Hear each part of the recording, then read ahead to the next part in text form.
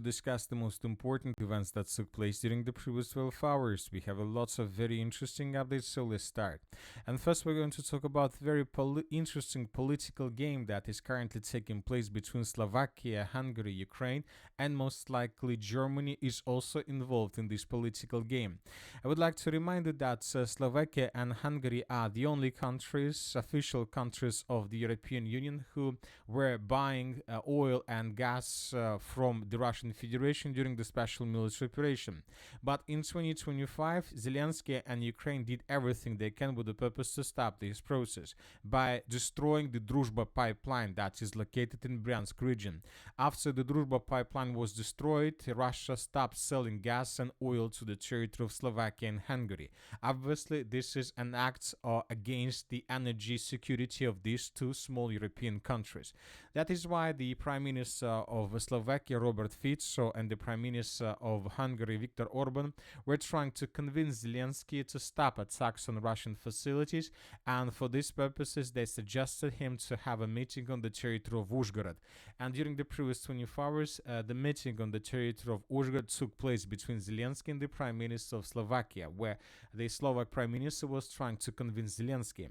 But as a result of talks, we have a press conference, and Zelenskyy made it clear that he refused the Slovak Prime Minister Fico's request to stop strikes on Russian energy facilities supplying Slovakia with oil.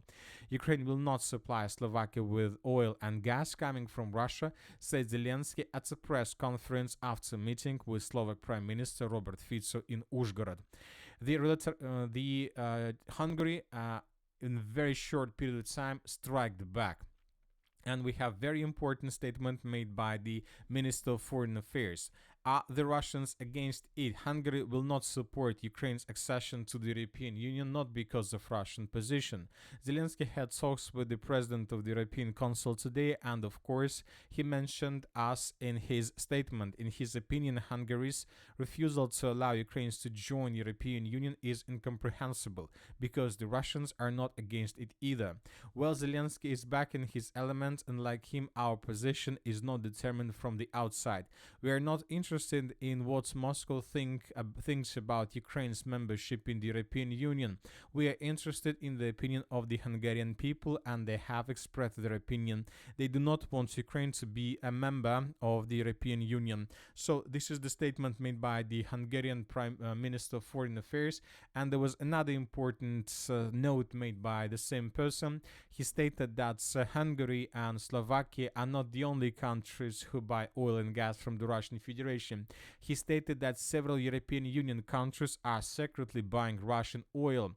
And right after this, we got another statement made by the German Minister of Foreign Affairs. She stated that the sabotage of the Nord Streams is an act of terror.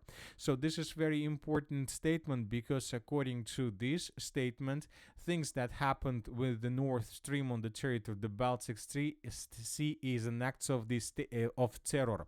And according to information we have, most likely that attack was carried by special forces of Ukraine, which means that Germany sent a message to Zelenskyy that if you don't change your position, then most likely we will be forced to rush the investigation process about attacks on the Nord Streams. But what is the connection between Germany, Slovakia, and Hungary? Basically, when talking about the Nord Stream, this pipeline was attacked in the international waters on the territory of the Baltic Sea. When talking about the Druzhba pipeline, this pipeline was attacked on the territory of the Russian Federation. We see that there are completely different situations with area, but the thing is that both attacks against the Nord Stream and against the Druzhba pipeline was attack against the European Union energy security, and which means that both attacks can be recognized despite the fact that one of these attacks took place on the territory of the Russian Federation.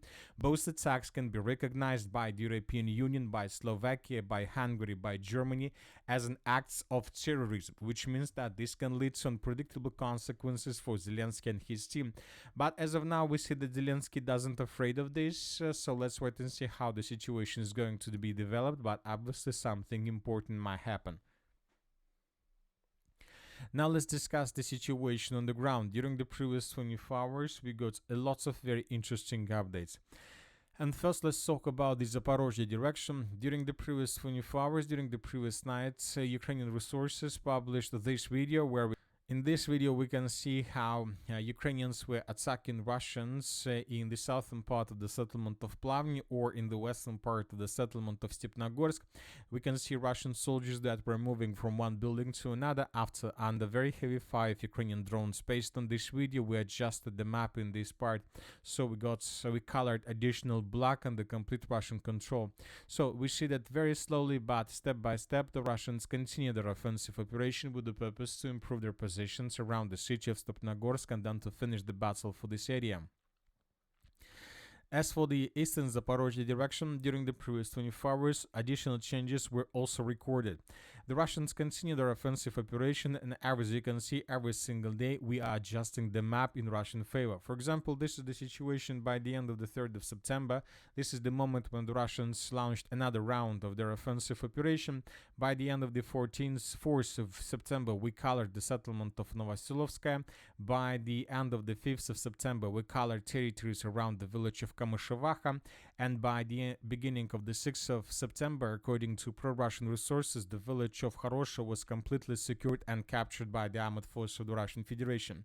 Furthermore, the pro-Russian resources are saying that currently the Russian army continued their offensive operation in the direction of the settlement Sosnovka, and currently there are very heavy clashes for the village, which most likely will be abandoned by Ukrainians in coming maybe days or even hours. Now let's talk about the Pokrovsk agglomeration. During the previous 24 hours, a few more videos were recorded from the territory of Udachne. In this video, we can see how Ukrainians were flying above the settlement and how Ukrainians were FPV droning and attacking Russian soldiers on the territory of the village in the southwestern part and in the northwestern parts as well. Here we can see how several Russian soldiers were trying to probably create a stronghold or something like the shelter on the territory of the building in the northwestern part, but Ukrainians attacked this building with the purpose to destroy it completely. So this episode took place exactly in this building, which means that this area is also under complete and strong control of the armed forces of the Russian Federation. Based on this video, we have adjusted the map. We see that the Russians are about to finish the battle for this territory, and most likely in coming days the Minister of Defense of the Russian Federation will confirm this information. As for the Pokrovsk agglomeration and the eastern flank of the Mirnograd city, during the previous 24 hours, several pro-Russian resources reported that the territory and fields between Mykolaiivka, Mirolubovka and Mirnograd were taken by the Russians completely. So according to pro-Russian resources, these territories were taken by the Russians by the beginning of the 6th of September of 2025. As you can see, without any proofs that can confirm this.